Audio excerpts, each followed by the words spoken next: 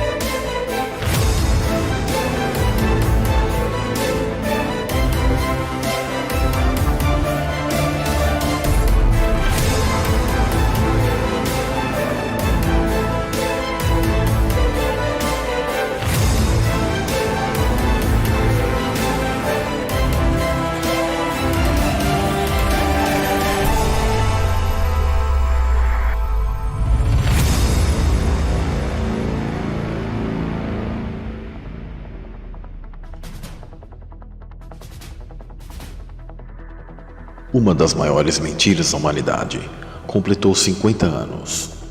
Muitos vídeos estão mostrando o grande suposto feito histórico dos 3 heróis da missão Apollo 11. Outros estão enfocando as manipulações por trás desta grande e suposta façanha. Quando vemos alguém dizendo que não acredita que o homem tenha ido à Lua, uma das primeiras reações das pessoas é de rejeição, de menosprezo, e que seriam pessoas alienadas e não acreditar em uma coisa que comprove tal proeza científica, assim como nos vídeos que foram filmados, nem nas milhares de fotos comprovando tal acontecimento histórico que acabou supostamente mudando os rumos da humanidade. Mas, ao conhecer diversos indícios da fraude coletados por diversos pesquisadores ao longo de 5 décadas, o sentimento que você poderá ter é o de ter feito o papel de palhaço, de ter sido feito de trouxa juntamente com o restante da humanidade, que acredita em tudo que aparece na televisão e nas mídias e em tudo em que nossos governos nos dizem. A suposta ida do homem à Lua não passou de uma grande fraude muito bem arquitetada, porém repleta de erros. O que poderá levar as pessoas a se perguntarem como puderam ter sido tão ingênuas sem contestar os fatos por tantos e tantos anos.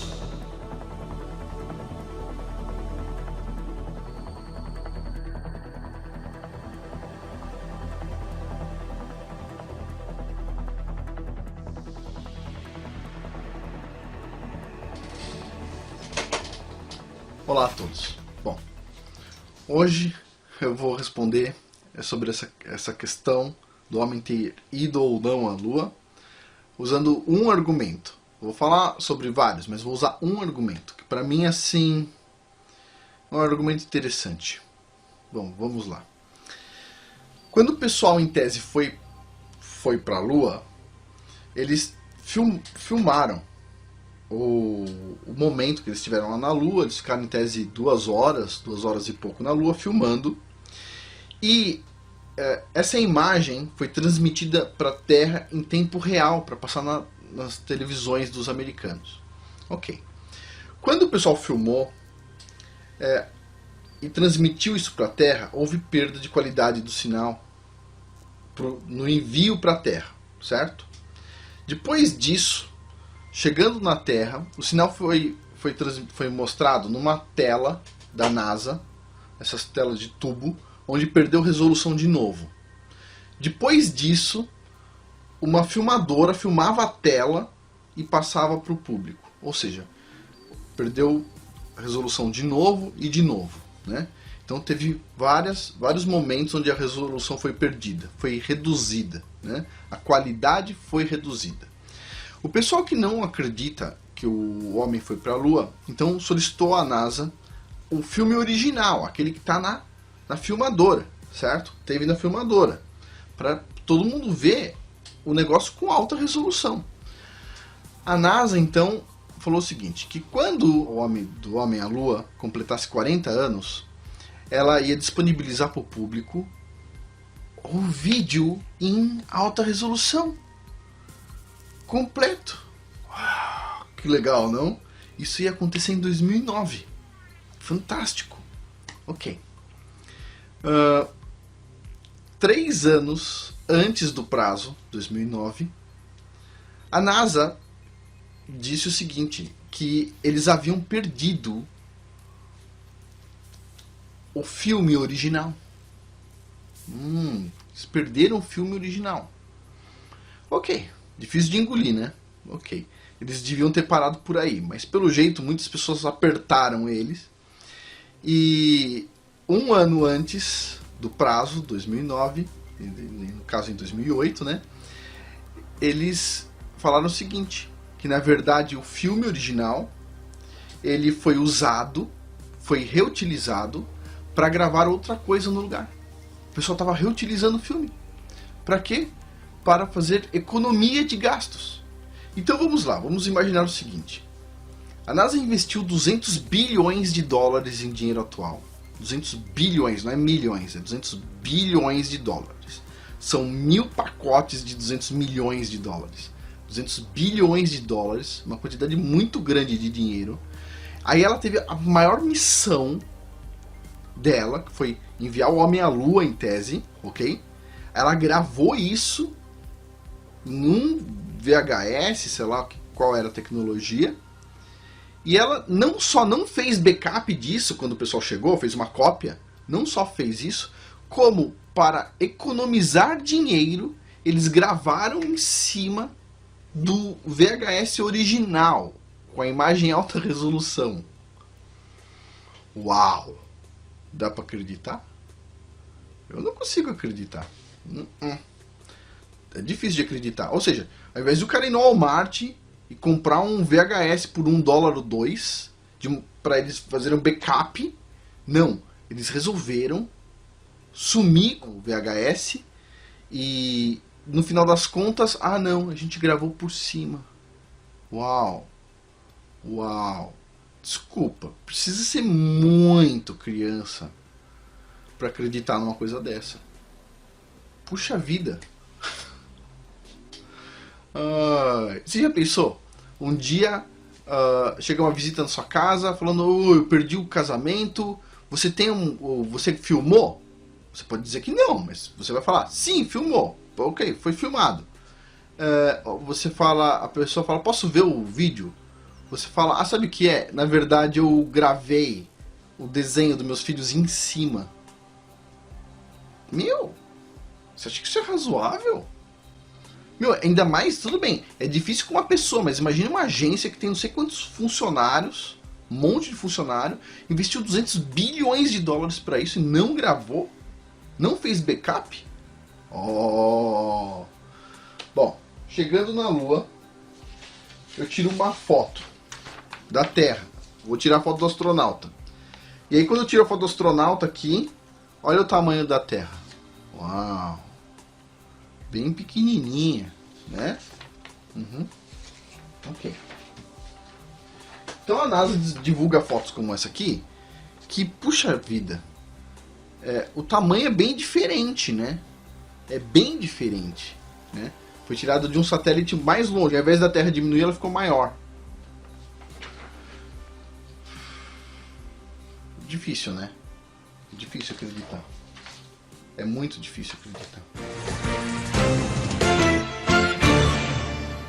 Há exatamente 40 anos saía da Terra a Apollo 11, a primeira missão a chegar à Lua. A NASA, a Agência Espacial Americana, que conseguiu esse grande feito, admitiu hoje que falhou numa tarefa muito mais simples: conservar as imagens originais do evento. Ainda é preto e branco, mas é nítido. É o homem pisando na Lua há 40 anos. It's one small step for man, one giant leap for mankind. Os americanos Neil Armstrong e Buzz Aldrin ainda fincaram uma bandeira lá em cima. E o registro original da história foi apagado, porque a NASA, que chegou à Lua, não conseguiu conservar as gravações. A Agência Espacial Americana recorreu aos arquivos de agências e redes de TV para, neste 16 de julho de 2009, mostrar ao mundo como foi o 20 de julho de 69, o dia exato em que o homem pisou na Lua.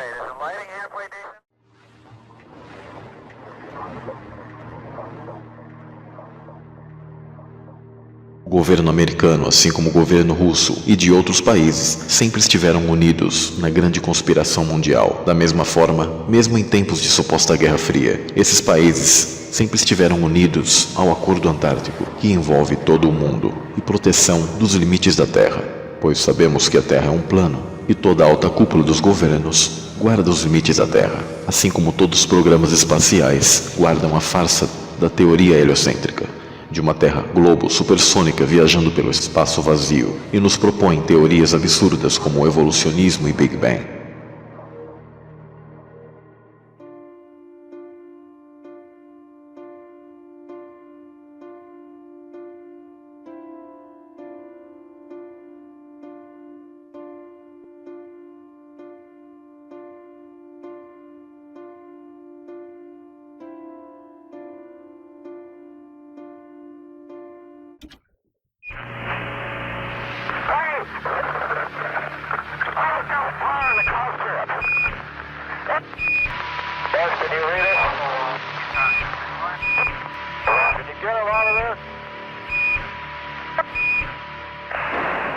Going to space was always a risk.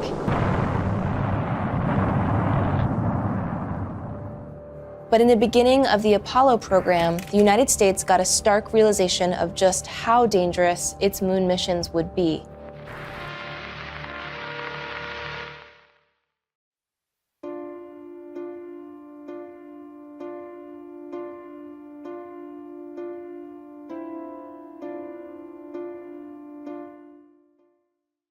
The Apollo program almost ended before it even got off the ground. In the mid-1960s, NASA was working at breakneck speed, attempting to take another step towards President John F. Kennedy's goal to land a man on the moon by the end of the decade. Apollo program engineers were still focused on fulfilling the foundation for the project's objectives, establishing the technology to meet other national interests in space, achieving preeminence in space for the US, carrying out a program of scientific exploration of the moon, and developing man's capability to work in the lunar environment.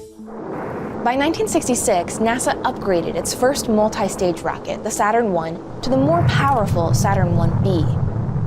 The top part of the rocket was where several major systems lived, including the Apollo spacecraft, known as the Command Service Module, or CSM. The command module was considered the mothership, with the goal of carrying the astronauts to space and then returning them safely to Earth. Inside were 3 compartments, including the sealed crew cabin, which only had about 6 cubic meters of space. With all the operational displays, crew couches, and equipment, there was very little room left over for the astronauts to maneuver. A prototype version of the spacecraft, the Apollo Block 1 CSM, would be the first to embark on a manned mission. NASA set the launch date for February 21st, 1967. The purpose of the flight was to test launch operations, ground tracking and control facilities, and the performance of the Saturn 1B rocket and the CSM spacecraft. NASA selected 2 veterans and 1 rookie as the crew for the mission that was later dubbed Apollo 1. The command pilot, Gus Grissom, was no stranger to the stress of spaceflight. Grissom was one of the original Mercury pilots, and during the splashdown of his first mission, the capsule's hatch blew open, causing him to nearly drown. The senior pilot was Ed White, who was the first American to conduct a spacewalk during Project Gemini. This is the greatest experience. It's just tremendous. And the pilot was Roger Chaffee, who at 31 would be the youngest American ever to go to space. He was added to the crew as a replacement after the original pilot dislocated his shoulder during training. Chaffee was known as a notoriously nice guy who was often teased by other astronauts for his admiration of Grissom and White. He saw the Apollo 1 mission as a way to prove himself worthy of the title of astronaut.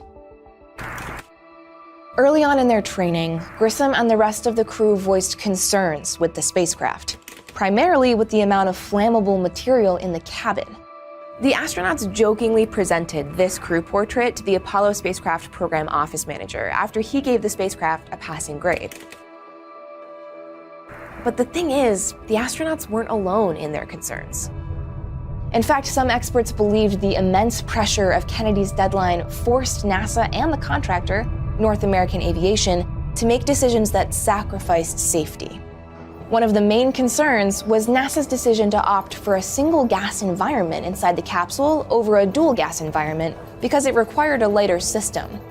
This meant that the Apollo spacecraft would use 100% oxygen in the crew cabin, so even a small spark could quickly turn into a blaze. Adding to that fear, other astronauts reported seeing what appeared to be frayed wires and short circuits in the cabin of the spacecraft. There were also issues with the decision to have the hatch open inward, and the fact that it didn't carry explosive bolts in the case of an emergency. NASA and North American Aviation made as many adjustments as possible, but in the interest of time, they decided to move forward with the February flight. 1 month before launch, the rocket and spacecraft were cleared for what was referred to as a plugs-out test. At 1 p.m. on January 27th, the Apollo 1 astronauts entered the command module, sealed the hatch, and prepared for what was considered a sort of dress rehearsal for the actual flight. There were problems from the start. Something else has just come up. I'm trying to get an answer on it now. First, there was a foul odor emanating from the oxygen tank. And then there was an alarm triggered, indicating a high oxygen flow. To the frustration of the crew, static continually drowned communication with the control room. Now we gotta get the moon if we can't talk between 2 or 3 buildings. At 6:31 p.m., the test conductors were ready to start the countdown. But seconds later, horror struck.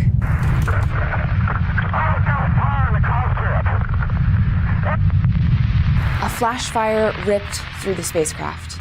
The emergency escape procedure called for a minimum of 90 seconds, but it only took about 30 seconds for the flames and toxic smoke to engulf the crew cabin.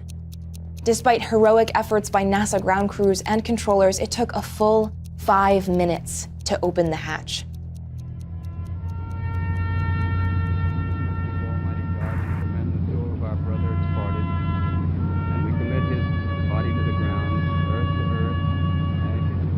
The deaths of Grissom, White, and Chaffee were a shocking wake-up call that caused many to question President Kennedy's deadline to put a man on the moon.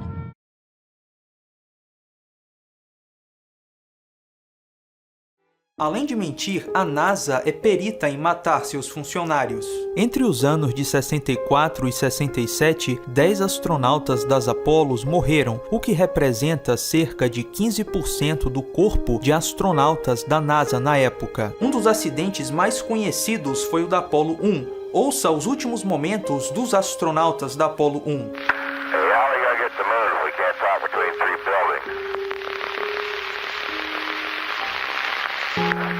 I can't hear a thing you're saying. Jesus Christ. Again? Now we gotta get the moon if we can't talk between 2 or 3 buildings.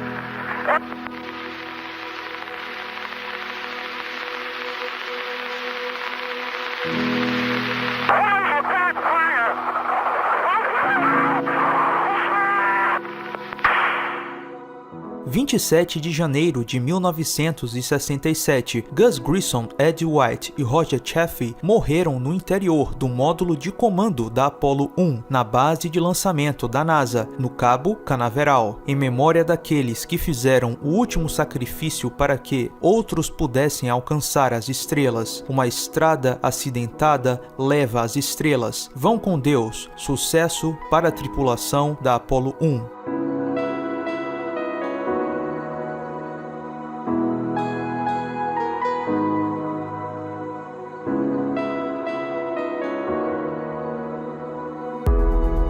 Parabéns, NASA! Você conseguiu destruir 3 lindas famílias.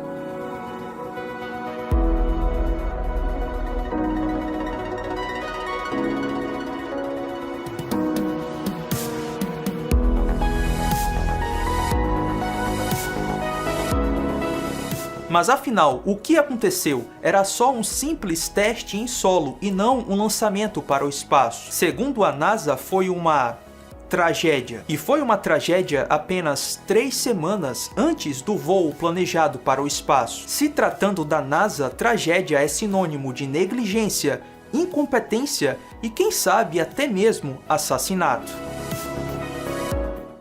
Na simulação, devido a problemas técnicos, os astronautas tiveram que esperar por 2 horas, em vez de entrar na cápsula no horário planejado, às 11 horas. Mas antes que a contagem regressiva da tragédia pudesse começar, os astronautas notaram um cheiro azedo na cápsula. Então, mais uma vez, tudo vai começar. A contagem regressiva para, todo o incômodo de abrir a cápsula, amostras de ar tomadas, tudo de novo. Resultado, nada. Então, feche a comporta novamente, comece a contagem regressiva e 1 hora depois, pare mais uma vez. O cheiro azedo continua na cápsula. Todo o procedimento de novo. Desfaça a escotilha, pegue amostras de ar, analise elas. Resultado, nada.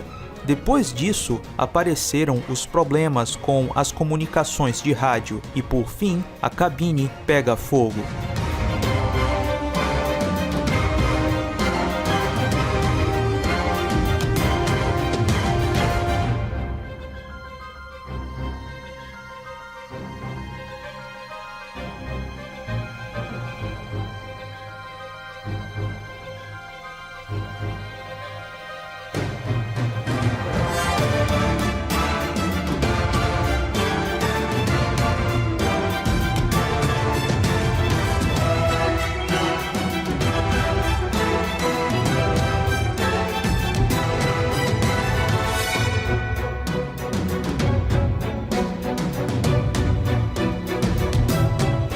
Como esses astronautas chegariam ao espaço apenas 3 semanas depois dessa simulação desastrosa? 3 semanas, cara! E pior, como eles iriam à Lua com essa engenhoca? Conforme as palavras de Grissom, como vamos à Lua se não conseguimos nem falar entre 2 prédios?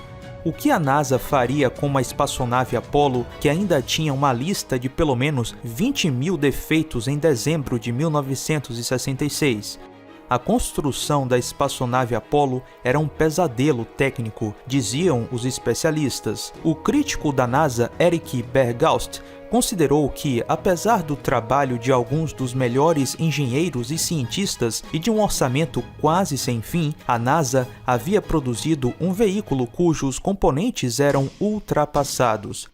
Isso quase soa como se Apollo nunca tivesse apta para o uso no espaço. E Grissom criticou isso, inclusive na frente da imprensa. Em uma entrevista, ele descreveu a nave Apollo como um balde de parafusos. Esse homem era engenheiro aeronáutico e piloto de testes. Estava dando nos nervos de todo mundo. Grissom estava sempre inspecionando cada centímetro quadrado da cápsula e ele quase sempre encontrava alguma coisa. Eu tenho uivado no deserto há anos, disse ele. Talvez não fosse tão deserto, afinal, Grissom havia recebido ameaças de morte e essas ameaças foram concretizadas em 27 de janeiro de 1967. Alguém deve ter decidido silenciar o astronauta que resmungava. Se foi isso que realmente aconteceu, sem dúvidas foi algo muito bem planejado. Gus Grissom foi vítima de um complô, e quem diz isso é o seu filho, Scott. I think it was intentionally sabotaged by someone. It's been a question in my mind what was found in the accident investigation and how was that handled. Was the CIA involved or whoever?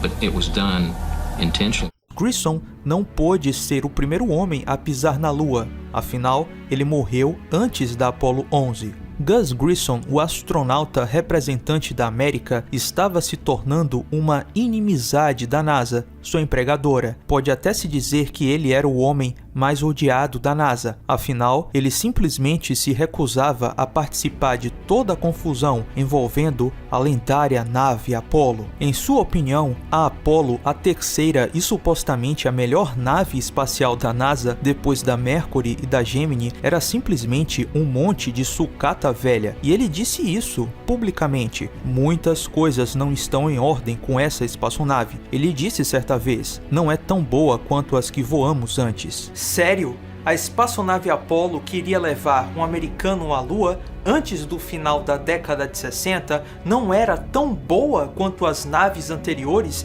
que só conseguiam fazer no máximo algumas órbitas na Terra? Nossa!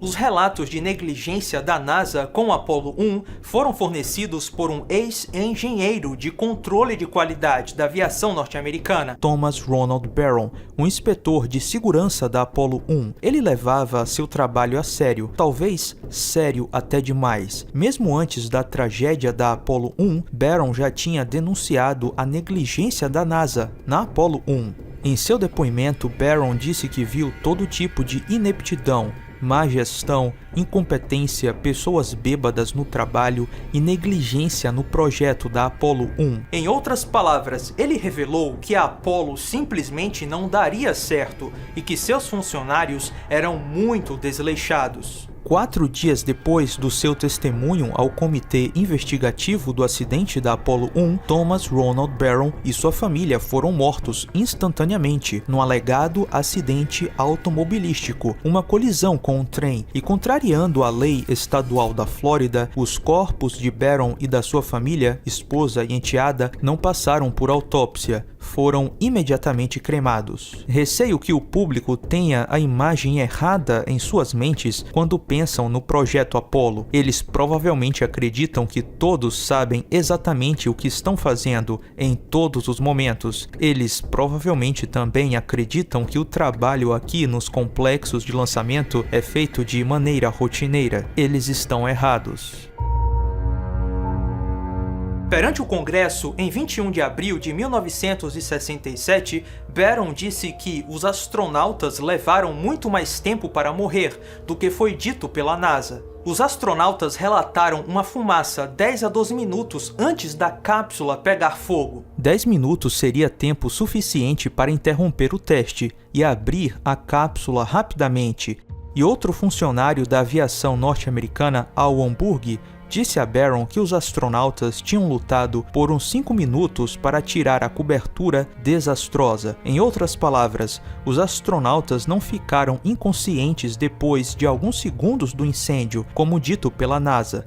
Se eles tiveram uma morte rápida, então por que o edema pulmonar foi uma das causas da morte? Demora de 15 a 20 minutos para uma pessoa saudável desenvolver edema pulmonar. Se você morrer rapidamente de um incêndio, os sinais de edema pulmonar nunca se desenvolvem. As funções do corpo param. A tripulação estava viva por pelo menos 15 minutos e não teve nenhum esforço para reviver qualquer um deles para não perturbar a cena. Muitos anos depois da tragédia da Apollo 1, o filho de Grissom, Scott, acrescentou outra evidência de sabotagem. Há alguns anos, o filho de Grissom teve a ideia de visitar os destroços da cápsula que foi armazenada no Langley Research Center da NASA em Hampton, Virgínia. Ele ganhou acesso a ela com a ajuda da Lei de Liberdade de Informação.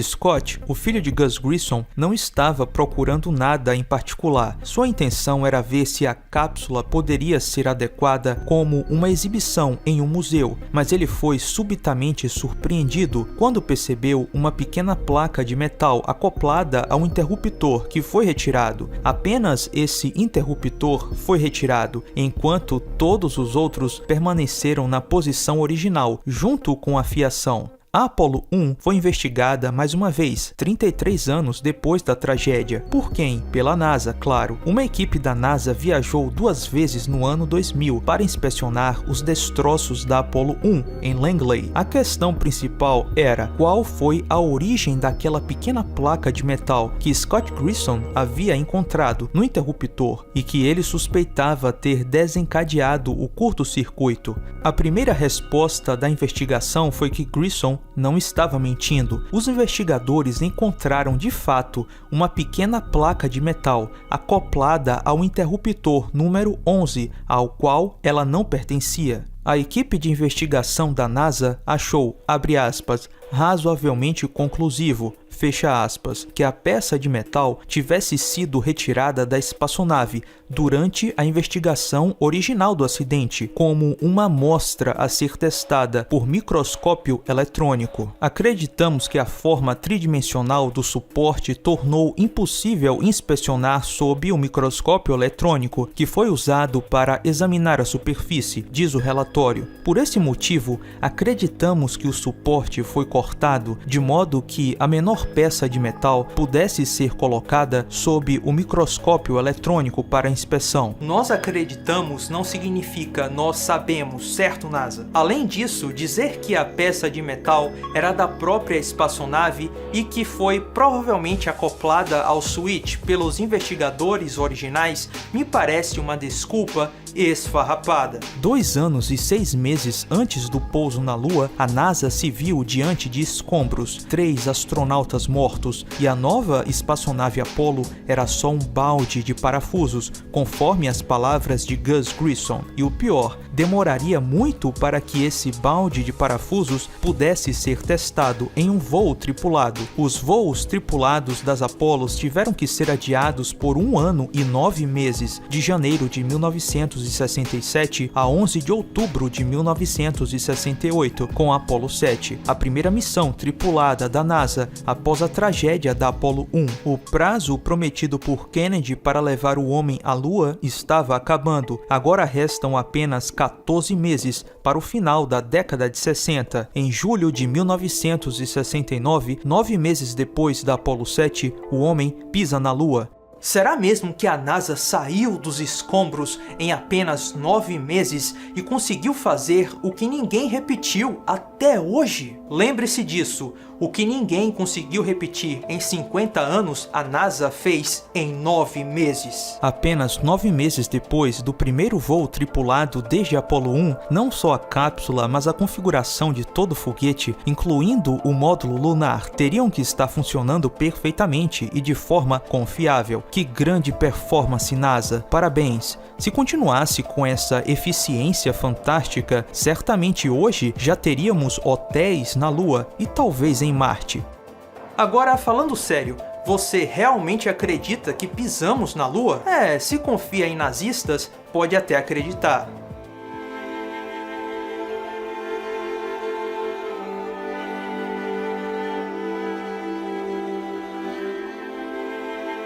Wernher von Braun foi um engenheiro espacial alemão e depois americano. Ele foi uma das principais figuras no desenvolvimento da tecnologia de foguetes na Alemanha e nos Estados Unidos, e é considerado o pai da ciência de foguetes. Ele também foi membro do partido e da polícia nazista e era suspeito de cometer crimes de guerra durante a Segunda Guerra Mundial. O nazista von Braun projetou, construiu e depois lançou os mortíferos foguetes V1 e V2, que mataram dezenas de milhares de aliados na Europa durante a Segunda Guerra Mundial. Existem também relatos de que von Braun era um torturador no campo de concentração de Dora, forçando trabalhadores a construírem os foguetes V2.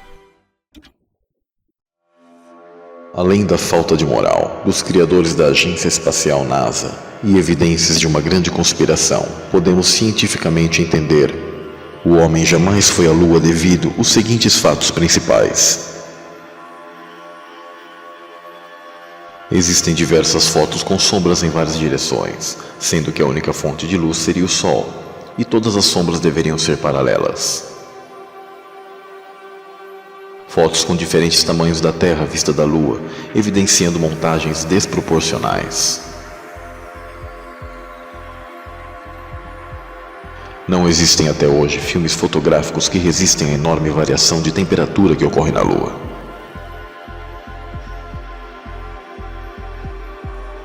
Nas fotos e vídeos, a bandeira dos Estados Unidos aparece tremulando na superfície lunar, mesmo quando os astronautas não a tocavam. Porém, não existe vento na Lua, simplesmente porque na Lua não há atmosfera.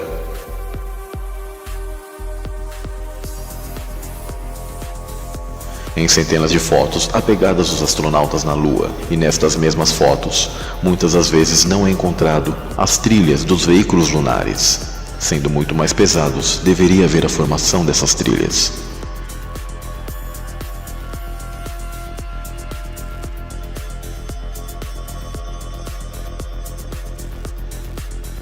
Pelo que se vê nas fotos, não houve pouso do módulo lunar. Ele teria sido colocado delicadamente naquele local. Não há marcas no solo do propulsor da nave. No mesmo lugar onde o pé do astronauta cria uma profunda pegada na superfície lunar, o pé do módulo lunar se mostra muito delicado na superfície da Lua, sem causar qualquer estrago.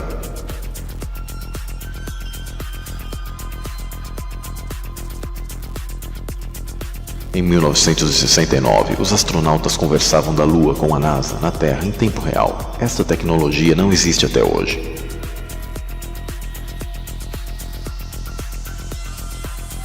A radiação solar incidente na Lua sem atmosfera é mortal para qualquer ser humano. Dificilmente existiriam roupas espaciais na época que resistissem às enormes variações de temperaturas da Lua, em média de menos 153 graus a mais de 107 graus. Seria um gradiente absurdo de temperatura.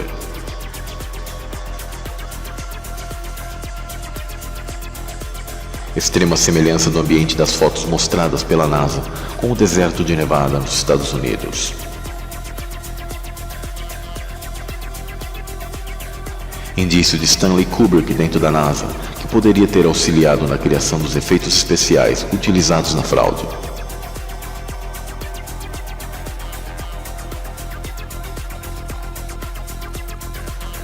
Mesmo tendo ciência que tinha posse de tal material, a NASA nunca exibiu as imagens do primeiro pouso do homem na Lua que teriam sido gravadas em fitas de vídeo e retornado à Terra com qualidade extremamente superior às transmitidas ao vivo.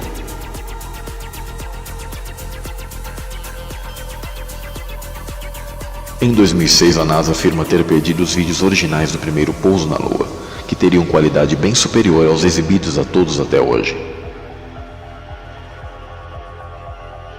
Em 2009, a NASA declara que, para economizar dinheiro e sem ter cópias de fitas originais, gravou intencionalmente outras imagens e dados de satélites em cima das fitas originais, que continham o fato histórico mais importante da NASA em todos os tempos.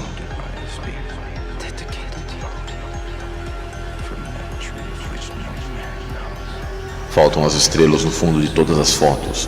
Com a ausência da atmosfera, as estrelas seriam ainda mais reluzentes. When you looked up at the sky, could you actually see the stars and the solar corona in spite of the glare? We were never able to see stars from the lunar surface or on the daylight side of the moon by eye without looking through the optics. I don't recall during the period of time that we were photographing the solar corona what stars we could see. I don't remember seeing any. Armstrong, I do realize that when you were on the moon, you had very little time for gazing upwards. But could you tell us something about what the sky actually looks like from the moon, the sun, the earth, the stars, if any, and so on? The sky is a deep black when viewed from the moon, as it is when viewed from cislunar space, the space between the Earth and the moon. The Earth is the only visible object other than the sun. See the stars. Oh yeah, yeah. You know, and pretty much all the time you can see the stars. Yeah. It's not which a is black cool void. thing. I mean, it's black, but there's all kinds of little polka dots. There's all the stars there, and the cool thing is about it, you can see it during the day. Up on a clear night in Colorado, up in the mountains where there's no light, and you can see all these stars. We'll multiply that by 1,000. That's what it's like in space. And we have to realize that in space, without the intervening atmosphere, the heavens are 10 times as bright, stars 10 times as numerous, because there's no atmosphere to block the light. to you is the coolest, most amazing thing about being in space? The coolest thing for me is the experience of floating, not feeling my weight, and hanging by a window just after sunset and watch the stars in the big black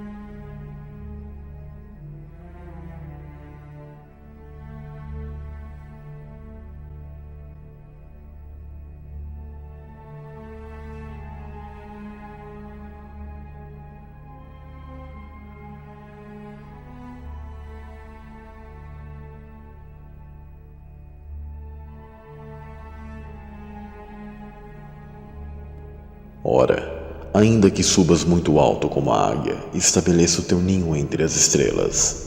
Te derrubarei das alturas, garante Yar.